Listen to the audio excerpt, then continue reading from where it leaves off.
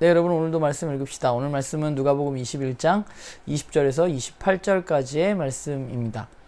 네, 요즘 본문이 조금 어렵죠? 네, 오늘 본문도 그리 쉽지는 않은 본문인 것 같아요. 먼저 우리 문단을 나눠보면 오늘은 뭐 한 문단으로 볼 수도 있고 크게 두 개로 나눠보면 20절부터 24절까지는 예루살렘의 멸망에 대해서 예수님이 말씀하시고요. 그 다음에 25절부터 28절까지는 그때 일어날 일들에 대해서 다시 한번 설명하고 계십니다. 네, 본문을 살펴보면요, 예수님은 예루살렘이 멸망할 것이라고 말씀하십니다. 어떤 때 멸망하게 되냐? 예루살렘 성이 군대에 의해서 포위되어질 때, 그때 곧 예루살렘이 이제 멸망할 거야 라는 것을 알아야 한다고 말씀하십니다. 그러면 그런 생각을 해볼 수 있을 것 같아요. 왜 예루살렘은 멸망할까요? 그리고 왜 성전은 파괴되어질까요? 하나님의 백성 이스라엘이 거하는 곳이고 또 하나님 거하시는 곳이 성전이라고 말하는데 왜 그 이스라엘 민족들은 멸망을 하고 또 성전은 파괴되어지는 것일까? 예수님은 그것에 대해서 징벌이라고 말씀하십니다. 잘 생각해보면 과거에 이스라엘이 하나님의 백성이었지만 하나님의 말씀과 동떨어진 삶을 그들이 살았을 때 이방 나라들에 의해서 이스라엘 민족이 멸망해서 포로로 끌려갔던 적이 있습니다. 그리고 포로기를 끝내고 지금 돌아온 거잖아요. 그때와 마찬가지인 것 같아요. 그때 그들이 하나님 백성답게 살지 못해서 멸망했는데 이제 그들에게 하나님이 다시 한 번의 기회를 주셨는데 하나님이 그들을 직접 찾아오셨음에도 불구하고 그들이 그 메시아를 알아보지 못했기 때문에 그리고 더불어서 그들은 하나님의 뜻대로 살지 않았기 때문에 그들은 멸망하게 되는 것이죠. 그러면 그 멸망의 때의 제자들은 예수님을 따르는 자들은 어떠해야 하는가? 예수님은 성 안으로 들어가지 말고 도망가라고 말씀하십니다. 이방인들이 예루살렘을 짓밟고 성전이 무너질 때 그때 멸망되어질 때 거기 있지 말고 그것을 피해야 한다고 말씀하십니다.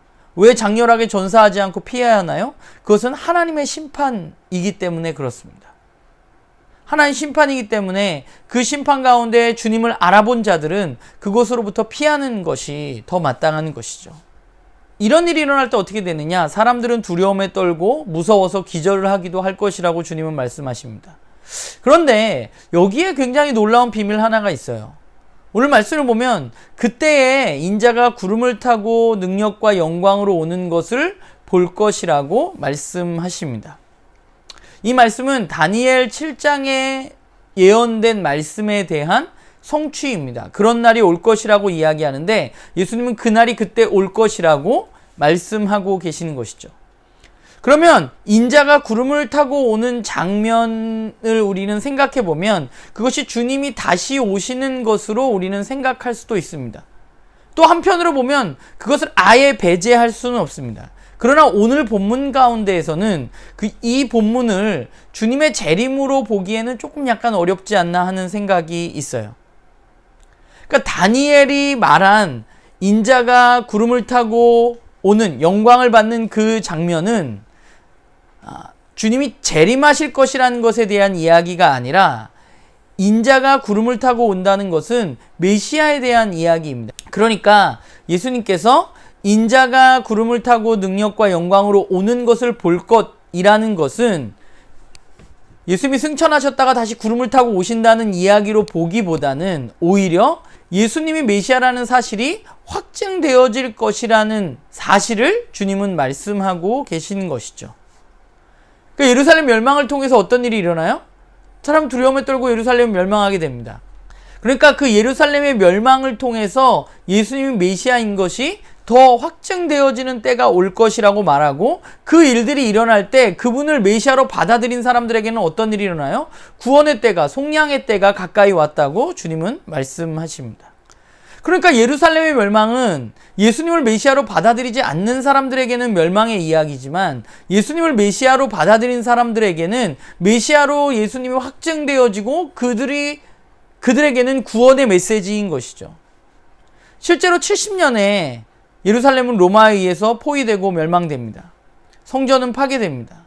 예수님의 말씀하신 일들이 실제로 이루어졌습니다.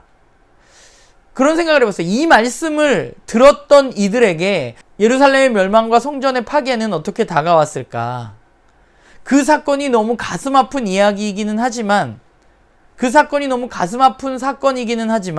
그러나 하나님의 말씀을 안다고 하면서 하나님이 이 땅에 보내신 메시아를 알아보지 못하고 자신들의 성전 중심의 신학에 갇혀서 예수님을 십자가에 못 박은 이들에 대한 그 예루살렘의 멸망은 심판인 것이죠. 또한 이 심판은 예수님이 메시아라는 사실이 확증되어지는 그런 사건이며, 진짜 구원의 때가 가까이 오고 있다는 사실을 드러내는 사건이 되는 것입니다. 하나님은 어떤 분인가 하는 생각을 해봐요. 하나님은 은혜와 사랑의 하나님이시지만 그러나 심판의 하나님이시기도 하십니다. 하나님은 자신의 백성으로 이스라엘을 부르셨지만 이스라엘이 하나님의 뜻대로 살지 않을 때 그들을 심판하셨고, 이스라엘은 바벨론에 의해서 멸망했습니다. 그들이 포로로 끌려가서 포로기를 보내면서 하나님은 그들에게 메시아가 와서 너희들을 다시 회복할 것이라는 희망을 그들에게 말씀하셨습니다. 그리고 메시아가 오셨습니다. 그런데 그들은 메시아가 왔지만 알아보지 못했습니다. 그래서 그들은 또 실패한 것이죠. 그래서 실패한 그들을 하나님은 다시 심판하십니다. 그런데 하나님의 계획이 거기서 끝난 것이 아니라 하나님은 이제 예수님을 그리스도라고 받아들인 사람들을 통해서 하나님 나라를 꿈꾸시는 것이죠. 그럼 문제는 이런 거잖아요. 예수님이 그리스도임을 믿고 있는 사람들, 저와 여러분은 어떠한 삶을 살아야 하는가? 이스라엘과 마찬가지로 예수님을 믿는다고 하는 것만으로 우리가 심판에서 예외가 될 수는 없는 것입니다. 주님은 다시 오시겠다고 말씀하셨고 완전한 심판의 날이 올 것입니다. 그 심판은 예루살렘에만 국한되어지는 것이 아니라 온 세상을 향한 심판이 될 것입니다. 예수를 믿는다면, 우리가 예수님을 믿는다면 우리는 예수님을 믿는 사람다운 삶을 살아야만 합니다. 그 삶은, 예수님을 따라가는 삶은 말씀에 근거한 삶이고, 그 삶은 세상 나라와 반대되어지는 하나님 나라의 삶입니다. 예수님은 이 땅에 오셔서 실패한 인류에게 세상에서 어떻게 살아야 승리할 수 있는지, 어떻게 사는 것이 하나님 나라의 백성으로 사는 것인지를 우리에게 보여주셨습니다. 우리는 그분이 가셨던 길을 따라가야만 하는 것이죠. 그 나라는 어떤 나라예요?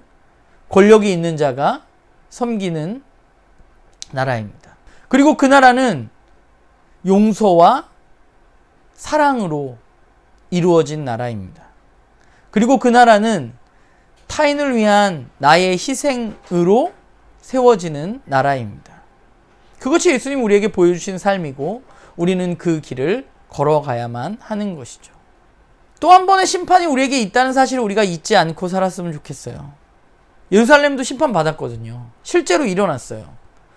그냥 없는 얘기를 꾸며낸 일이 아니라 실제로 그런 일들이 일어났고 또 앞으로 실제로 주님이 다시 오실 때 완전한 심판이 우리에게 임할 것입니다.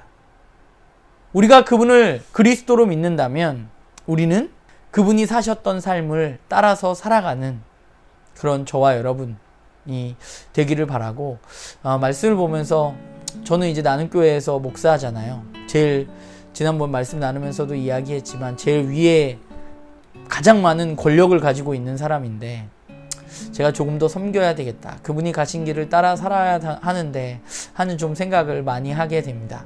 여러 가지 부족한 사람이지만 조금 더 여러분들을 섬기려고 노력하고 애쓰는 그런 목사가 돼야 되겠다 다시 한번 다짐하고, 여러분들도 여러분들의 삶 속에서 예수님이 가셨던 그 길을 오늘 다시 한번 묵상하고 나는 어떤 그분을 믿는 사람으로 어떤 삶을 살아야 하는지 고민해보는 그런 하루가 되기를 주님의 이름으로 부탁을 드립니다.